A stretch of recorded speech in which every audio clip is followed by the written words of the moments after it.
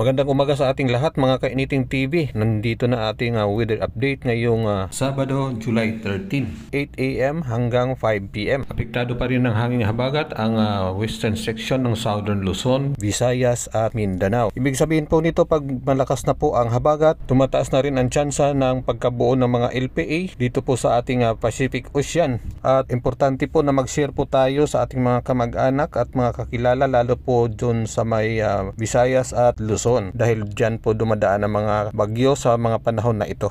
Dahil po kay habagat, magiging maulap ang kalangitan, may kalat-kalat na pag-ulan sa bahagi po ng Mimaropa, Bicol Region at Panay Island. Bahagyang maulap hanggang maulap na kalangitan naman ang mararanasan sa Metro Manila, Batangas, Cavite, Laguna, Central Visayas, Eastern Visayas at buong Mindanao na may bihirang pag-ulan, pagkulog at pagkilat. Samantala, local thunderstorms naman ang nakakaapekto sa natitirang lugar